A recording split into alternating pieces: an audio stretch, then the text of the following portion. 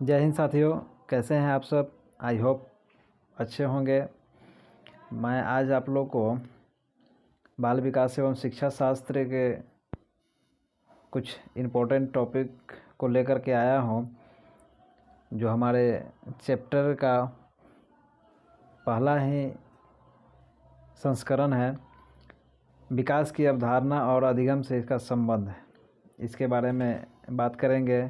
इसके कौन कौन से अभिलक्षण हैं और इसके आयाम क्या हैं, वो किस प्रकार जो है बालक का विकास होता है, इसके बारे में बताता है।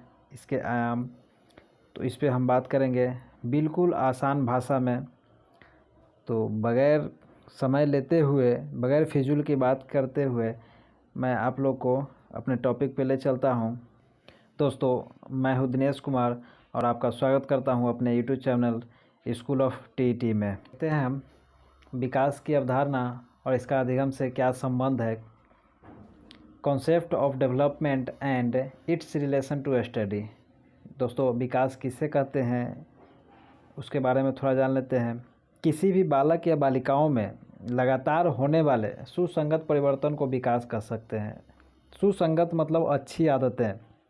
किसी भी प्रकार के बालक में या बालिकाओं में बुरी आदतों को हम विकास नहीं कर सकते हैं और सिर्फ अच्छी आदतों को विकास कहा जा सकता है।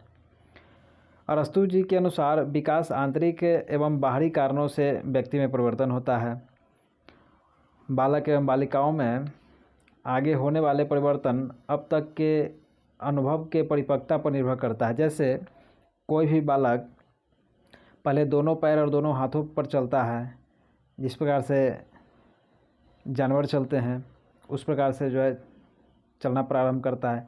परंतु जैसे जैसे उनकी उम्र बढ़ती है, वो अपने शरीर पर नियंत्रण करना प्रारंभ कर देते हैं और दोनों पैरों पर चलना सीख लेते हैं। एक दूसरा उदाहरण भी देख लेते हैं। जैसे आप किसी छोटे बालक को अगर एक पेन पकड़ने के लिए देते हैं तो वो मुट्ठी से पकड़ता है, पूरे पांचों उंगलियों के सहारे पेन को पकड़ता है। परंतु जैसे जैसे जो है उनकी उम्र बढ़ती है तो फिर जो है अपने हाथों पे नियंत्रण कर लेते हैं और दोनों उंगली के सहारे पकड़ना सीख लेते हैं। इसके अभिलक्षण क्या हैं उसके बारे में बात करते हैं। तो विकास एक जीवन भर चलने वाली प्रक्रिया है, जो माँ के गर्भ से लेकर मनुष्य के मृत्यु होने तक चलती रहती है।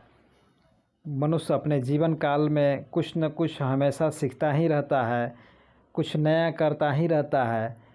तो वो इसीलिए कहा गया है कि गर्भ से लेकर मृत्यु तक चलती रहती है।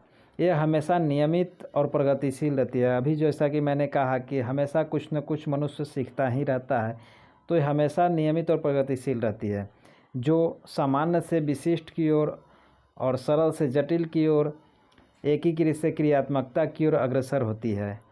और इस दौरान यह जो है एक क्रम का अनुसरण करती है, मतलब स्टेज का अनुसरण करती है। एक के बाद एक ऐसा चलता रहता है।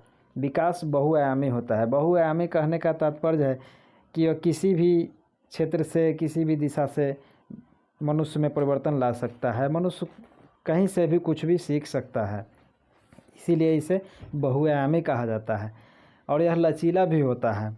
तो लचीला कहने का तात्पर्य यह है कि किसी क्षेत्र में कोई बालक बहुत ही इंटेलिजेंट होता है, मतलब बहुत ही तेज़ होता है, तो किसी क्षेत्र में जो है धीमा यानी मंद बुद्धि हो जाता है, मंद गति से चलता है। जैसे कहने का तात्पर्य है कि कोई बालक अगर क्रिकेट खेलने में अच्छा है तो शायद वह पढ़ने में कमज़ोर हो, या किसी भी बालक की पेंटिंग बनाने की इच्छा है और पेंटिंग में निपुण है तो वह खेल में जो है पिछड़ा हो सकता है। इस तरह से इसे लचीला कहा जाता है। किशोरावस्था में शरीर के साथ साथ सामाजिक और संज्ञानात्मक संवेगात्मक क्रिया में तेज़ी से वृद्धि होती है। यह ऐतिहासिक परिवेश और सामाजिक सांस्कृतिक परिवेश से प्रभावित होती है। विकास के परिवर्तन दर में अंतर हो सकता है, यह बच्चे का आनुवंशिकता और परिवेश पर निर्भर करता है। दोस्तों, परिवेश और सामाजिक संस्कृति से प्रभावित होता है। जैसे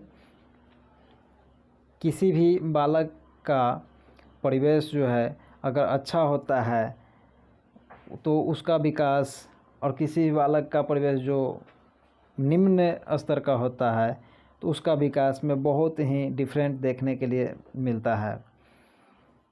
और आनुवंशिकता का भी प्रभाव देखा जाता है। जैसे किसी डॉक्टर का जो है बालक बच्चा, वो डॉक्टर की भांति ही सोचता है, या किसी किसान का जो है बालक है, किसी किसान का जो है बच्चा है, तो वो किसान की भांति ही सोचता है। तो ये आनुवंशिकता का प्रभाव है। चलिए इसके आयाम के बारे में बात करते हैं। तो शारीरिक विकास यानी फिजिकल डेवलपमेंट, मानसिक विकास मेंटल डेवलपमेंट, सामवेगिक विकास इमोशनल डेवलपमेंट, सामाजिक विकास सोशल डेवलपमेंट, भाषा विकास लैंग्वेज डेवलपमेंट, क्रियात्मक विकास मोटर डेवलपमेंट, ये सभी आयाम है बालक के विकास के।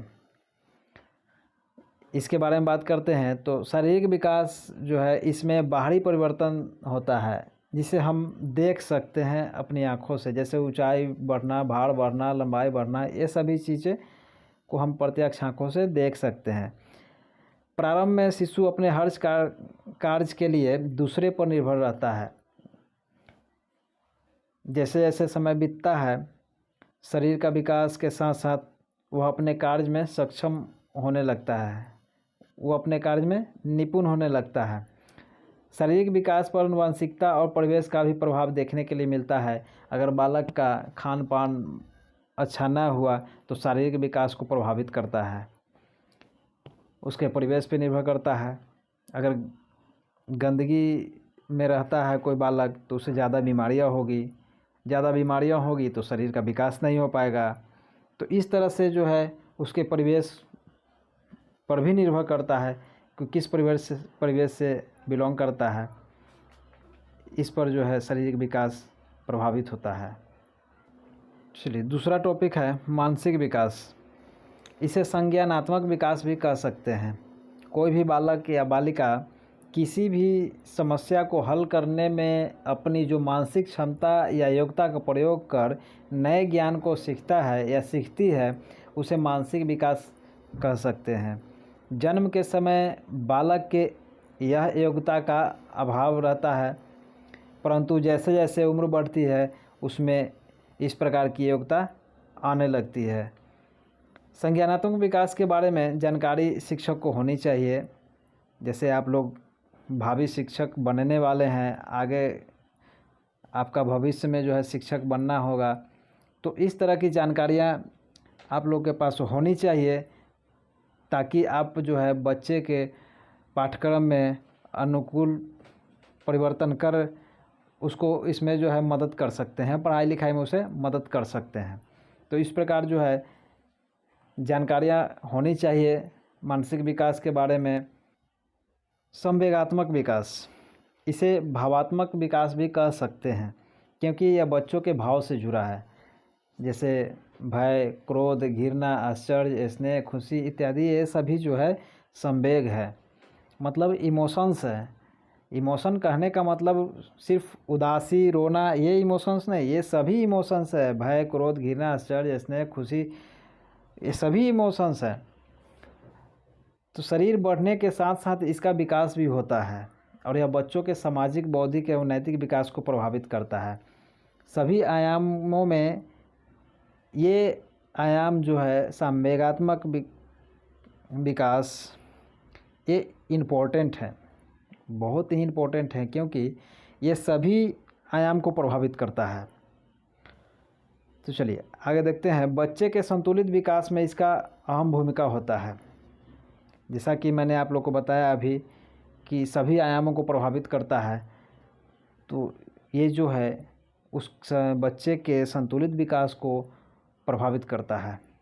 अगर कोई बच्चा हमेशा दुखी रहता है तो उसके मानसिक विकास, शारीरिक विकास, इस सभी को जो है ना इफेक्टिव करेगा।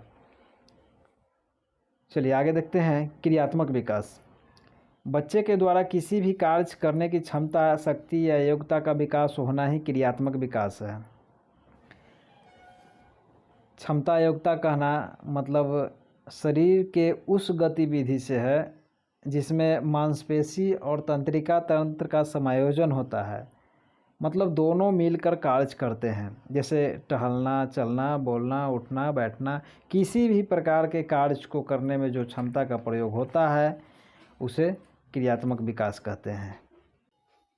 भाषा विकास, भाषा के माध्यम से बालक या बालिका अपने मन के विचार दूसरे के सामने प्रकट करता है या किसी दूसरे का विचार या भाव को जान पाता है। जब तक कोई भी व्यक्ति, बालक या बच्चा बोलेगा नहीं, तब तक कैसे पता चलेगा कि हाँ वह क्या बोलना चाह रहा है, या क्या हम जब तक कुछ बोलेंगे नहीं तब तक कैसे पता चलेगा कि हम क्या बोलना चाह रहे हैं। तो भाषा ही एक माध्यम है जिससे हम किसी बात को, अपने मन की बात को किसी दूसरे के सामने रख सकते हैं या किसी दूसरे की बात को हम सुन सकते हैं। तो भाषा जो है 3 प्रकार के होते हैं: लिखित भाषा, मौखिक भाषा और सांकेतिक भाषा। कोई भी बच्चा 6 माह से 1 वर्ष के बीच कुछ शब्दों को समझने लगता है या बोलने लगता है, और जैसे जैसे उसकी उम्र बढ़ती है शब्द भंडारण में जो है उसकी वृद्धि होने लगती है, और 16 वर्ष की उम्र तक जो है काफ़ी शब्दों को समझने लगता है। एक 3 साल का बच्चा लगभग 2-3 शब्दों को जोड़कर एक वाक्य बनाता है और उस प्रकार वाक्य बनाकर बोल सकता है, या 2-3 शब्दों के वाक्य को वह बखूबी समझ सकता है। अगर जैसे हम बोल रहे हैं इस प्रकार जो है अगर किसी बच्चों को सामने बोला जाए तो आधी बात को समझ पाएगा और आधी बात को नहीं समझ पाएगा। तो इस तरह जो है उसकी जैसे जैसे उम्र बढ़ने लगती है उसके शब्द भंडार जो है भी बढ़ने लगते हैं। चलिए आगे देखते हैं सामाजिक विकास। एक शिक्षित समाज में ही व्यक्ति का उत्तम विकास हो सकता है, क्योंकि किसी भी व्यक्ति या बच्चा या बालक या बालिका का चरित्र निर्माण समाज में रहकर ही होना संभव है। एक अच्छे समाज में रहने वाले बच्चे का चरित्र निर्माण एक अच्छा होगा। अगर कोई समाज जो है, इस समाज में ही व्यक्ति का उत्तम विकास हो सकता है। उसका चरित्र निर्माण भी जो है ना एक समाज में रहकर ही हो सकता है। जैसे किसी भी व्यक्ति के बारे में जानकर, उसके चरित्र के बारे में जानकर उससे जो है प्रभावित होकर बच्चा उनकी अच्छाइयों को अपने अंदर ढाल सकता है, उनके विचारों को जो है अपने अंदर ढाल सकता है, उनके विचार पे कार्य कर सकता है। तो अच्छे समाज में रहने पर ही जो है अच्छे व्यक्ति के विचारों को वो अपने अंदर ढाल सकता है। जिसे बालक के विकास का जो है प्रथम पाठशाला परिवार होता है। इम्पोर्टेंट टॉपिक है दोस्तों, इसे आप ये हमेशा याद कर लें या इसका चाहे तो स्क्रीनशॉट ले सकते हैं। बालक के विकास की प्रथम पाठशाला परिवार है और द्वितीय पाठशाला समाज एवं विद्यालय है, जिसमें रहकर ही बालक आत्मसम्मान, स्वाभिमान तथा विचारधारा का विकास कर सकता है। किसी भी आदर्श व्यक्ति से प्रेरणा लेकर अपने जीवन को उत्तम बना सकता है। जैसा कि आप लोग को अभी मैंने बताया, किसी भी व्यक्ति की विचारधारा को अपने अंदर ढाल सकता है और उस तरह का जो है वो अपने आप को बना सकता है। चलिए आगे देखते हैं। धार्मिक सामाजिक संस्कृति के बारे में जानना तभी संभव हो पाता है जब व्यक्ति समाज में रहता है। जब व्यक्ति अपने समाज में या किसी भी समाज में जब रहता है तभी उस समाज की संस्कृति के बारे में जान सकता है या उस समाज के व्यक्ति के बारे में जान सकता है। तो इसके लिए उसको समाज में रहना एकदम ज़रूरी होता है। चलिए आगे देखते हैं कि हमारे एग्ज़ाम में किस तरह से क्वेश्चन पूछे जाते हैं। चलिए हमारा क्वेश्चन इस प्रकार है कि विकास की प्रकृति कैसी होती है। दोस्तों आप लोग को इस क्वेश्चन का आंसर कमेंट में करके हमको बताना है। आप हमें कमेंट में बता सकते हैं इस क्वेश्चन का आंसर क्या होगा। तो विकास की प्रकृति कैसी होती है? गांव से शहर की ओर, एड़ी से चोटी की ओर, एकीकृत से क्रियात्मक की ओर, या इनमें से कोई नहीं? आप हमें कमेंट करके बताइएगा। दूसरा क्वेश्चन है किशोरावस्था की उम्र क्या होती है? 14 से 18, 12 से 18, 10 से 16 या 12 से 16? विकास के जन्म से लेकर बुढ़ापे तक के कई एक भाग में बांटा गया है। उस सभी स्टेज के बारे में हम चर्चा करेंगे। अगली वीडियो में। तो आप हमारे वीडियो को जो है लाइक कर दें, चैनल पे नए हैं तो चैनल को सब्सक्राइब कर लीजिए, बेल आइकन को ऑन कर लीजिए ताकि आपको नोटिफिकेशन पहले मिल जाए। और हाँ, दोस्तों में शेयर करना ना भूलें, दोस्तों में शेयर कर दीजिएगा। Okay, bye.